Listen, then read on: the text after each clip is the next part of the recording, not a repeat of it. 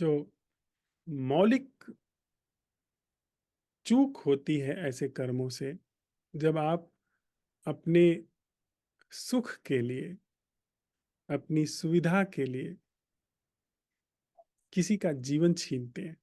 आप तर्क दे सकते हैं कि जैसे पशु पक्षियों में जीवन होता है, वैसे ही घास फूस में भी जीवन होता है। ये सब कुतर्क है, बचकानी बातें हैं। एक जो पशु पंछी है उसमें ज्यादा जीवन गहरा हो गया है, लेकिन उसमें हम नहीं जाते हैं, वो अलग विषय है।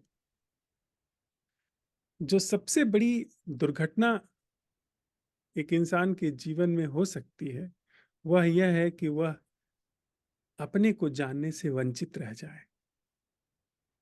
तो जिसकी दृष्टि इस तरह से बाहर है कि मैं जैसा हूं वह और ज्यादा पुष्ट होकर के और ज्यादा तुष्ट होकर के कैसे यहाँ पर जी सकूं, उसकी दृष्टि और भी ज्यादा कठोर हो जाएगी भीतर लौटने के लिए। आप अपने अपने को ही पुष्ट और तुष्ट करने की गति में अगर निरंतर संलग्न हैं, तो कैसे आप अपने सच को या अपनी वास्तविकता को देख पाएंगे। अब बात आती है कि यह उनका जो कर्म है, यह उनको एक किसी विराट प्रसाद से निरंतर दूर करता चला जाएगा। ये वो जाने। आपका जो रोल है, जरूर आप कर्म करें, लेकिन आपका आत्म अवलोकन न कपे। अगर आप कप गए तो फिर तत्क्षण छोड़ दीजिए, चाहे जो कर रहे हैं। अपने को देखते हुए अपना जागरण, वह उस जागरण की लौ, उस अलख को जगाए रख करके यदि कुछ दूर तक आप जा सकते हैं, कुछ कर सकते हैं, तो जरूर करिए। अपने प्रति बेहोश होकर के करेंगे तो फिर यह रेजोनेट कर रहा है उसी ढंग से जो वो कर रहे हैं। वो भी बेहोश होकर के कर रहे हैं, आप भी बेहोश होकर के कर रहे हैं। तो जो मूल कारण है वो बेहोशी, मूल कारण है जो है वो सेल्फ सेंटर्डनेस है। तो अगर आप कुछ करना चाहते हैं ऐसी किसी स्थिति में, तो होश को बनाए रख करके करिए, देखते रह के करिए।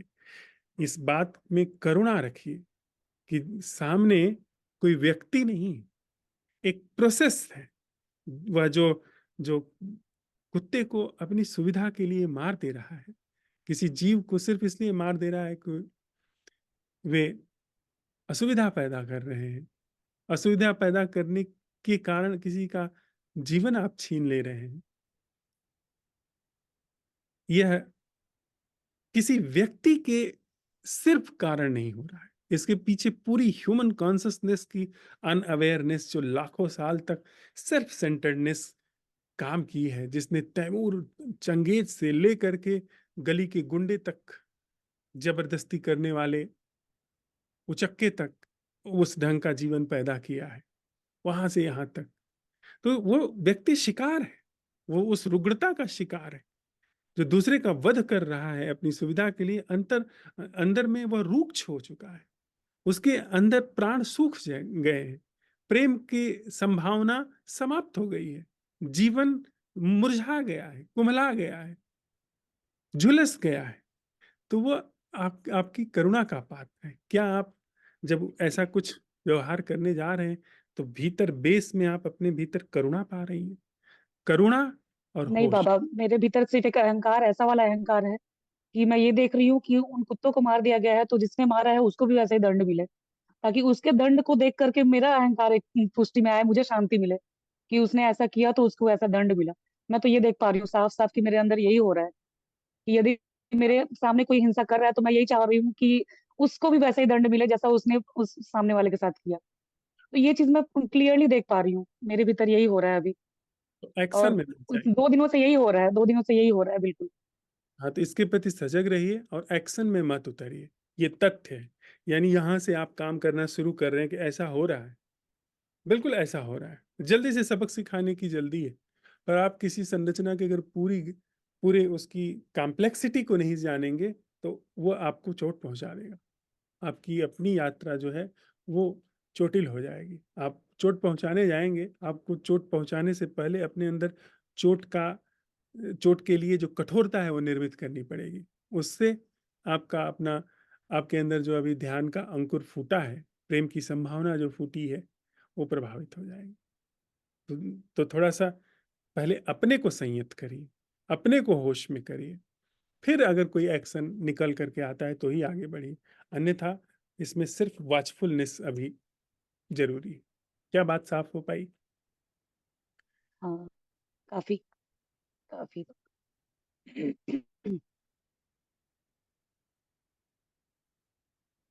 आप कुछ गाने जा रही हैं? हाँ, मैं कुछ लिखी थी, वो कहाँ गया?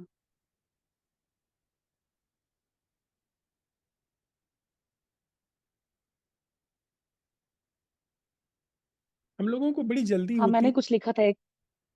हाँ, हम जी। लोगों को आया बड़ी जल्दी होती है दंड देने की, बड़ी जल्दी होती है किसी निष्कर्ष पे आकर के एक्शन करने की। बिल्कुल, बिल्कुल, यही यही मेरे भीतर घट रहा है, 2 दिनों से मैं बस इसी में लगी हुई हूँ, कि पर आप मेरा रात का खाना बनता है, उनके हिस्से की रोटी निकलती है मेरे हाथ से, और जब मैं पा रही हूँ कि अभी मेरे को कुछ नहीं मिल रहा है, एक भी मतलब कुत्ते नहीं है यहाँ पे। और हर बार मुझे वही चीज़ें घूम रही है दिमाग में कि ऐसा क्या रात को भौंकता था इसलिए उसको मार दिया क्या? कि रात को भौंकते थे इसीलिए, और 15-20 हो गए थे, नंबर्स बहुत बढ़ गए थे। आप सबको एक रात में ही मार दिया गया बाबा, मतलब this was really very very cruel, आप समझ रही हैं? एकदम अनएक्सेप्टेबल फॉर मी। ये ये कैसे है? ये एक विचार है जो जो संवेदनशील होने की कोशिश कर रहा है। होगा क्या कि जहाँ सपोज़ करो वे एक तरह के जीव मारे गए, उसके प्रतिशोध में दूसरी तरह के जीव की अगर हत्या हो जाए, तो जहाँ यहाँ पर इस यह पूरा अस्तित्व एक है ना, जहाँ एक घाव थे, उस एक घाव को ठीक करने के बजाय एक और घाव हमने निर्मित कर लिया, दूसरा घाव। अस्तित्व में तो 2 घाव हुए ना, 2 मृत्यु घटी असामयिक। तो क्या ऐसा संभव है हाँ, कि दूसरी मृत्यु में रोग है, दूसरी मृत्यु के कारक हैं, उसकी जड़ तक जाएँ और जड़ में आप जाएँगे तो आप एक ही चीज़ पाएँगे, प्रमाद, अहम। और निदान में आप जाएँगे तो होश पाएँगे, अप्रमाद। तो जो निदान है उसको पहले जीवन में लाइए, उसको पहले हम जीवन में लाएँ और उसके बाद उसका कंप्लायन हो। तो फिर आप जिस भी चीज़ को छुएँगी वो सम्यक होगा। अन्यथा आप एक वेतनभोगी न्यायाधीश हो जाएँगे, जो कोर्ट में बैठ कर के निर्णय सुनाता है। कृष्णमूर्ति के पास एक जज आया, उसने सुना उनको और समय माँगा मिलने के लिए। आकर के उसने कहा कि आज मैं बहुत दुखी हूँ। मैंने 25 साल तक निर्णय सुनाया है न्यायाधीश की कुर्सी पर बैठ कर के। आज जब मुझे थोड़ा-सा दिखने लगा है, थोड़ा-सा अपनी ओर झाँका हूँ, देखा हूँ, तो पाया हूँ कि मैं तो अपने ही बारे में नहीं जानता हूँ। तो मैं कैसे किसी स्थिति को, किसी परिस्थिति को या किसी घटना के बारे में और उस घटना के पीछे मूल कारकों के बारे में मैं क्या जानता हूँ? तो मैंने दूसरों के बारे में निर्णय लेकर के सिर्फ़ पाप किए। तो उनको निर्णय सुना करके दोषी मैं हूँ। ये है प्रथम श्रेणी का चित्त। ये प्रथम श्रेणी की मेधा है, जो सीधे-सीधे अपने ऊपर आ गई। आते हैं हम लोग कभी-कभार अपने ऊपर आते हैं, लेकिन उसको आप समझिए कि वो प्रतिभावान है, वो मेधावी है, जो किसी भी स्थिति परिस्थिति में अपनी ओर देखना शुरू कर दे। हम दूसरे की ओर देखने के लिए बने हैं। माइंड एकदम 99% हमेशा दूसरे को देखने के लिए आतुर है। अपनी तरफ देखें, ये फर्स्ट क्लास माइंड है। अपनी तरफ देखें कि मैंने इतने निर्णय सुनाए हैं, इतना लोगों को सजाएँ दी हैं, इतना लोगों को बरी कर दिया, क्या मैं सच जानता हूँ कि क्या हुआ था? या मैंने कुछ आंकड़े, कुछ साक्ष्य जो कि बहुत मैनिपुलेटेड होते हैं। पुलिस में रहते हुए यह मैंने जाना है कि जो आप साक्ष्य प्रस्तुत करते हैं न्यायालय के समक्ष समक्ष उसमें कम से कम 80% मैनिपुलेशन होता है।